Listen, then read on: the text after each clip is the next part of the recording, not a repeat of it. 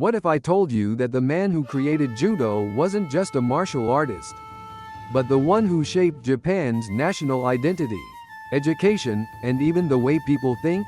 Jigoro Kano, known worldwide as the founder of Judo, was far more than a martial artist.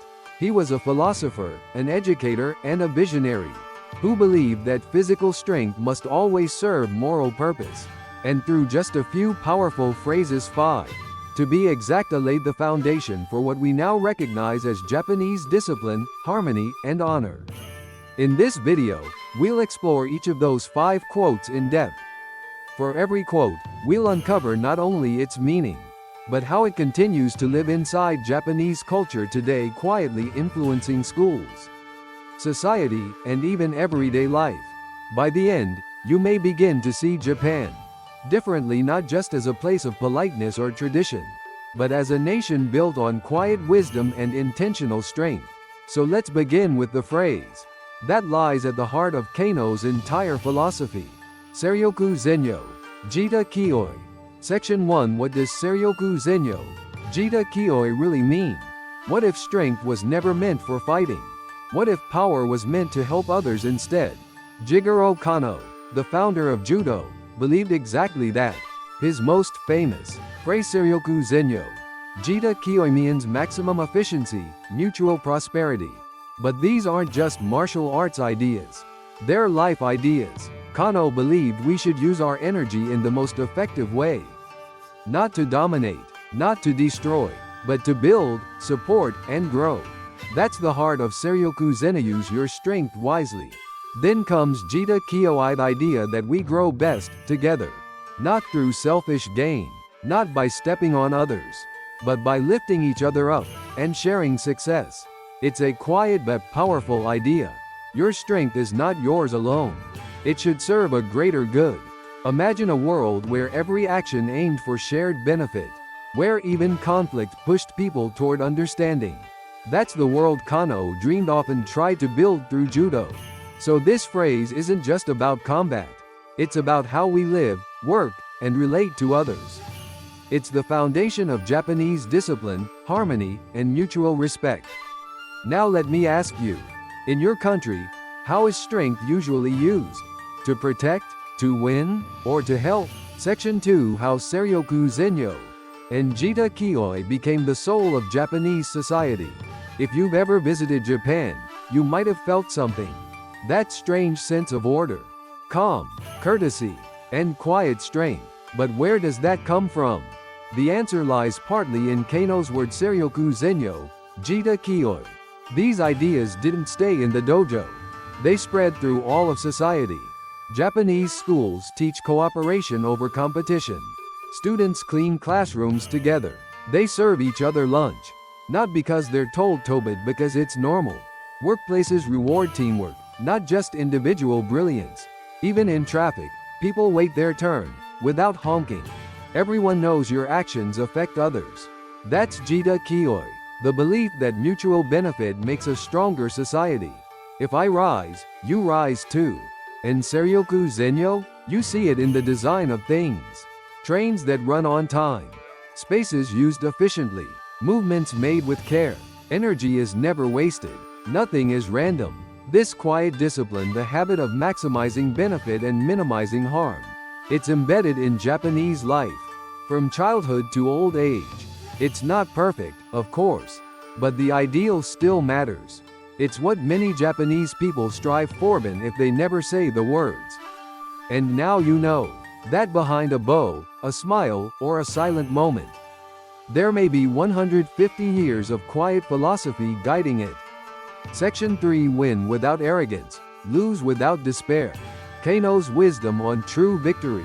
Have you ever won something and felt a little too proud? Or lost and felt like giving up? Jigoro Kano believed both reactions were dangerous. He taught, win without arrogance, lose without despair. Simple words, but incredibly hard to live by. When you win, it's easy to feel superior. You might think you're better than others. But that pride, it can blind you. And when you lose, it's easy to feel small. You might doubt yourself, or stop trying. But that sadness, it can crush your spirit. Kano's advice? Stay balanced. Celebrate your success, but stay humble. Accept your loss, but never stop improving. Because in judo and in life, victory is not just about results. It's about your attitude, your growth, your character. You see, Kano wasn't teaching people how to win fights. He was teaching people how to become better humans. Every match was a lesson. Every opponent, a mirror. True strength, he believed, is shown in how you carry yourself. Especially when things go wrong. Or go right. So next time you succeed, ask yourself, can I stay grounded? Can I still show respect? And when you fail, can you learn, stand up, and try again with dignity? That's real victory. Not the trophy, not the score, but who you become in the process. Section 4: How Japan Teaches Humility Through Sports and School. Why do Japanese athletes bow before and after a match? Why do students thank their teacher 7 when they lose? It's not just about manners. It's a mindset deeply rooted in Kano's teaching. Win without arrogance. Lose without despair. In Japanese schools, effort is valued more than the score. Children are praised for trying hard, not just for winning. Even when they lose, they're told, you did your best. This builds a quiet strength. Kids learn that failure is not shameful, it's part of learning. And winning doesn't make you better than others. On the sports field, this attitude continues. From judo to baseball, you'll see the same thing. Opponents are respected. Victory is never loud. Japanese athletes rarely celebrate with flashy gestures. They bow. They thank their teammates and rivals. Because they know true strength comes with humility. Even in pro sports, this culture stays strong. When Shohei Ohtani hits a home run, he doesn't show off. He runs the bases with calm. Why? Because that's how he was raised. Kano's quote lives in these moments. It's not written on the wall. It's written in behavior, taught through repetition, carried with pride. So if you wonder why Japan feels so disciplined, it's not just rules, it's values, quiet values, and it all begins with a simple lesson. Win with grace, lose with dignity, and always keep going. Section 5: Judo is not fighting. It's a path to self-mastery and helping others. What if martial arts had nothing to do with hurting people? What if the real goal was to become a better person? Jigoro Kano once said, Judo is the way to self-perfection, and to help others. Let that sink in for a moment. Not to win, not to beat someone, but to perfect yourself and then use that strength to lift someone else. This changes everything. It turns fighting into growth. It turns skill into kindness. In judo, your opponent is not your enemy. They're your partner. Because without them, you can't grow. Every practice is a mirror. You face yourself, your impatience, your ego, your fear. And slowly, you begin to master them. That's what Kano meant by self-perfection. You don't just train the body, you train the heart. But it doesn't end with you. Once you grow stronger, the next step is clear. Use your strength to help others. That could mean protecting someone, or teaching, or listening. Even kindness takes strength. So when Kano created judo, he wasn't just building a martial art. He was building a moral path. That's why judo has do in its name. Not jutsu meaning technique, but do meaning way or path.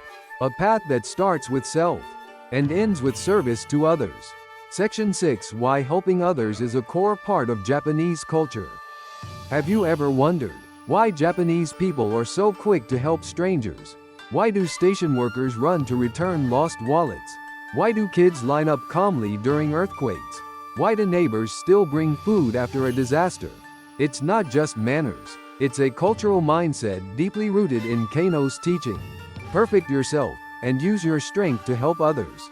From an early age, Japanese children are taught, take care of your space, take care of your group, but also take care of the people around you. In school, students clean their own classrooms. They serve each other lunch. They learn you're not the center of the world. You're part of something bigger. And your strength, your knowledge, your effort should support others. In society, you'll find this everywhere.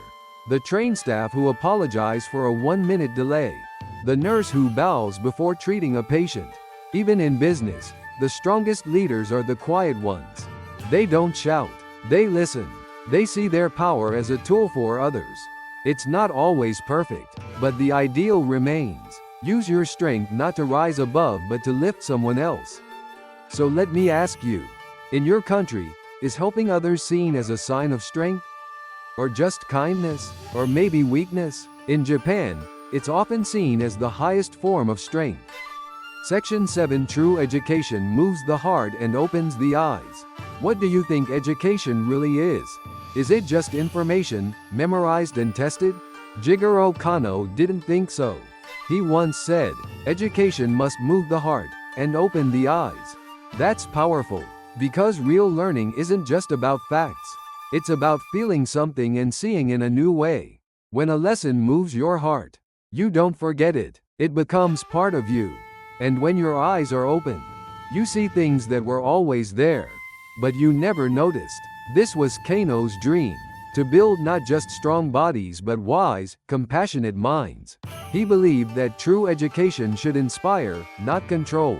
It should help people grow in their own path, not force them to all be the same. He saw education as a light, one that shines into your thinking and into your soul. In Judo, this idea is everywhere. You learn by doing, you grow through respect, and you discover your own weaknesses with humility. In life, the same is true. We learn best through emotion. We grow when something touches us deeply. So next time you think of education, don't just think of books or grades. Think of moments that shook you, surprised you, changed you. Because that's what Kano meant. Education is not just knowledge, it's transformation. Section 8. How Japan teaches through emotion, not just information. Think back to your school days. What do you really remember? Probably not the test scores, not the math formulas, but the moments that moved you. A teacher who believed in you. A story that made you cry. A lesson that changed the way you saw the world. In Japan, this emotional impact is key. Lessons are designed not just to inform but to inspire. This reflects Jigoro Kano's belief that education must move the heart and open the eyes. Japanese students often write reflections after class, not just what they learned but how they felt, because emotion helps memory stick. Even in moral education, stories are central. Tales of kindness, regret, courage, stories that make students think, what would I do? Art, calligraphy, haiku.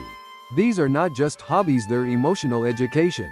They teach sensitivity, patience, and presence. And then there's silence. In many Japanese classrooms, teachers pause on purpose, to let meaning sink in, to give space for thought. This is a culture that respects what can't be said. It teaches through feeling, through pause, through presence. So while Western education often focuses on output, Japanese education often focuses on resonance. The point isn't to remember everything. It's to remember what matters, what moves you, what opens your eyes. That's the kind of learning Kano believed in. And it still echoes in Japan today. Section 9. Be worthy of victory, not just obsessed with winning. What does it mean to truly deserve victory? Jigoro Kano once said, "It's not just about winning. What matters is becoming a person worthy of victory." Let that sink in. Because we live in a world obsessed with results, trophies, titles, rankings. But Kano looked deeper. He asked, what kind of person are you becoming as you compete? Are you honest? Do you treat others with respect, especially when no one's watching? Do you grow not just in strength, but in heart? To Kano, winning without character meant nothing, but losing with dignity, that meant everything. Because in Judo, and in life, process matters more than outcome. You train hard, not just to beat others, but to become better than your past self. That's why he built Judo as a path, not just a sport. Not a shortcut to success, but a journey to build the kind of person who can handle success. Think about that. Are you someone who chases victory at any cost? Or someone who earns it by becoming stronger inside? True winners don't just take the prize. They lift the people around them. They leave the world a little better. Kano's message is clear. Don't ask, did I win? Ask instead, did I become someone who deserves to? Section 10, Why Honor Still Matters in Japanese Society. Kano's legacy today. In Japan today, you might still feel it. A quiet sense of honor even in small things. A train conductor bowing as they enter the car. A company CEO apologizing on national TV. A student returning a lost wallet without hesitation. It's not about appearances. It's about inner character. And that belief? It still echoes Kano's teaching. To be worthy of success. Not just to gain it. In Japanese business, leaders often credit the team, not themselves. In school, students are taught to reflect on their actions, even when no one is watching. This isn't perfection, it's intention, an ongoing effort to deserve trust and respect. Public scandals often lead not just to punishment, but to self-reflection and apologies. Because shame isn't the end, it's the beginning of change. This may seem strict, but it's rooted in something deep. The belief that how you act matters more than what you win. You see it in anime heroes who rise after failure. In craftsmen who spend decades on one skill. In quiet gestures that speak volumes. Jigoro Kano's voice is still there. Not loud, but steady. Not forced, but chosen. So before we end this journey, ask yourself, in your world, is honor still alive? Do people try to deserve respect or just demand it? In Japan, at least in many hearts, the path to being worthy still matters. Cultural habits like this may seem small, but they reflect big ideas. How does your culture compare? Let's share and learn from each other. Leave a comment if you'd like. And please like and subscribe for more videos like this. Thanks for watching.